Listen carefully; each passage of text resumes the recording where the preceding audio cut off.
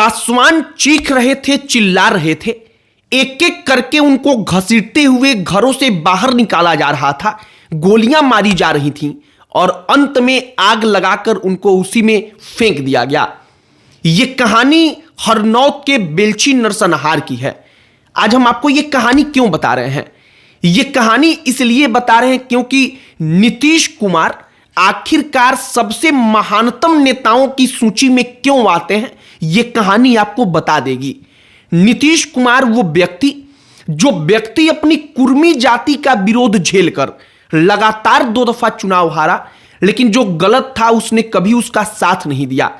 और इस व्यक्ति की दूरदर्शी सोच ने आज उसकी पूरी की पूरी जाति को एक अलग कैटेगरी में लाकर खड़ा किया है, जहां कुर्मी जाति को लेकर के लोगों के मन में यह धारणा है कि ये पढ़े लिखे लोग हैं, इनके पास नौकरियां हैं, ये समृद्ध हैं, और ये सारी की सारी जो धारणाएं हैं वो नीतीश कुमार के कारण ही संभव हो पाया।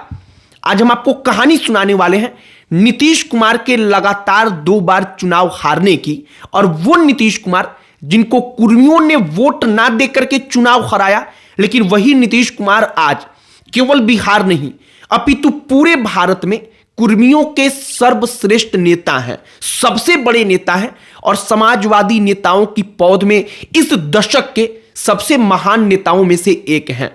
सारी कहानी आपको बताएंगे, लेकिन आगे बातचीत करने से पहले हमारा नमस्कार स्वीकार करिए। हमारा नाम मोहित कुमार सिंह है। बीबीसी अपनी रिपोर्ट में कहता है कि केवल 1 कट्ठे जमीन का मामला था, कुछ पट्टे पर जमीन था, उसका मामला था। होता क्या है कि 8 पासवान और 3 सुनार जाति के लोगों को खत्म कर दिया जाता है। खत्म करने वाले जो 31 आरोपी बनाए गए, उनमें से अधिकांश कुर्मी जाति के थे। एक जाति आधारित नरसंहार हुआ जिसने उस वक्त पर केंद्र की ताकतवर सरकार को हिलाकर रख दिया, इंदिरा गांधी की कुर्सी को हिलाकर रख दिया, इंदिरा गांधी को हिलाकर रख डाला। और उसी बेलछी नरसंहार के बाद नीतीश कुमार लगातार 2 दफा चुनाव हारे, और चुनाव इसलिए नहीं हारे कि कुर्मी जाति के लोगों को उन्होंने सपोर्ट किया था, बल्कि इसलिए हारे क्योंकि कुर्मी जाति के लोगों ने नीतीश कुमार का सपोर्ट इसलिए नहीं किया क्योंकि उस नरसंहार के बाद नीतीश कुमार कुर्मियों के साथ खड़े नहीं हुए, अपने जाति के साथ खड़े नहीं हुए। बेलछी की कहानी आप जानते होंगे, आप नहीं जानते होंगे तो थोड़ा सा हम आपको बता देते हैं। वहां पर ज्यादातर जो कुर्मी थे वो दबंग थे, जमींदार थे, कुर्मियों के पास जमीनें थी। अब वहां पर बेलछी में जो बाकी की आसपास की कम्युनिटी थे, जो दलित थे, उनके पास अपनी जमीनें नाम मात्र की थी। वो जमीन बटैया पर लेकर के, पट्टा पर लेकर के खेती करते थे। अब होता क्या है कि उसी जमीन को लेकर के लड़ाई होती है, और कुर्मी जो वहां पर दबंग कुर्मी थे, जमींदार कुर्मी थे, उन्होंने तय किया कि इनको सबक सिखाएंगे, और इसके बाद पूरा का पूरा बेलछी नरसंहार को अंजाम दिया गया। बेलछी नरसंहार की कहानी अब यहां पर हम रोकते हैं, लेकिन इस पूरे के पूरे घटनाक्रम का इंपैक्ट क्या पड़ा आप जरा वो समझिए। नीतीश कुमार साल 1977 में जब बेलछी नरसंहार हुआ, जो हरनौत विधानसभा में पड़ता है, वहां से चुनाव लड़ने गए। 1 महीने बाद ही चुनाव था। नीतीश कुमार के सामने भोला प्रसाद खड़े थे। भोला प्रसाद वो व्यक्ति जो कुर्मियों के साथ खुलकर खड़े थे। उनका कहना था कि कुर्मियों ने जो किया वो ठीक था, जरूरी था। नीतीश कुमार इस बात के विरोधी थे कि भले उनकी ही जाति है, लेकिन जो गलत है वो गलत है। नीतीश कुमार चुनाव लड़े, कुर्मियों ने साथ नहीं दिया।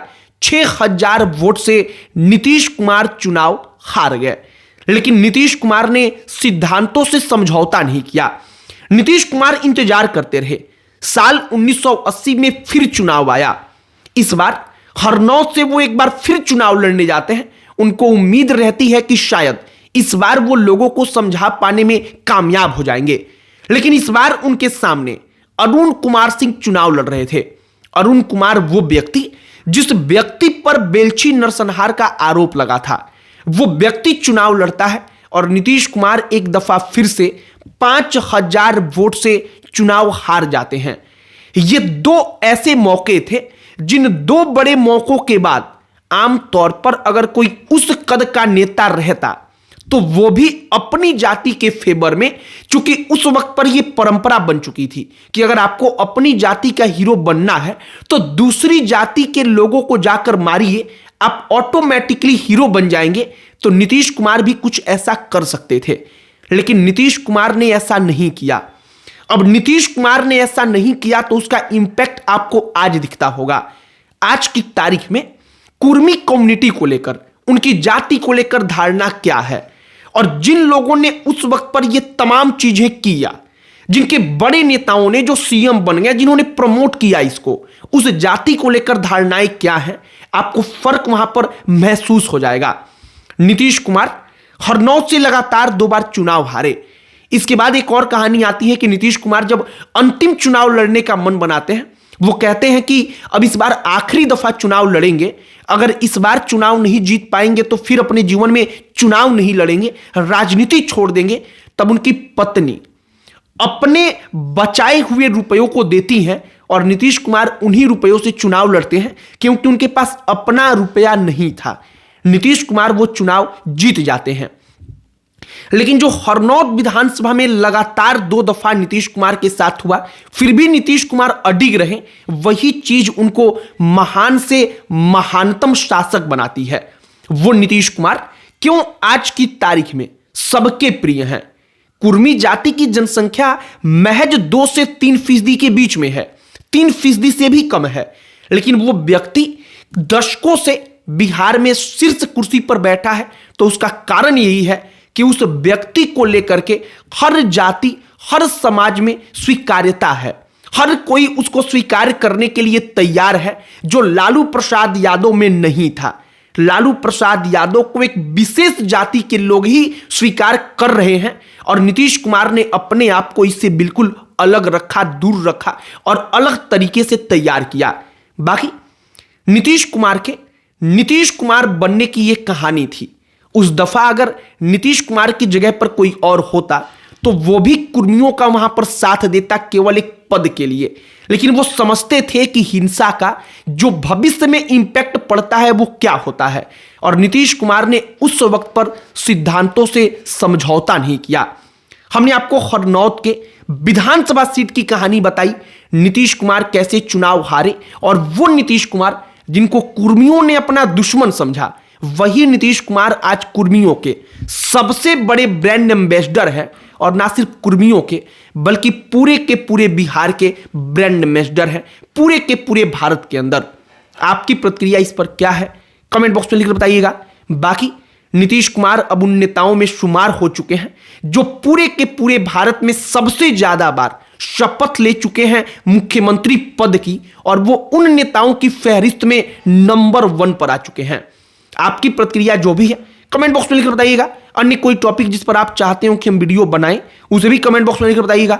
हमारा पूरा प्रयास होगा कि हम उस टॉपिक पर भी वीडियो बनाएं। बाकी इस वीडियो को यहीं पर समाप्त करते हैं।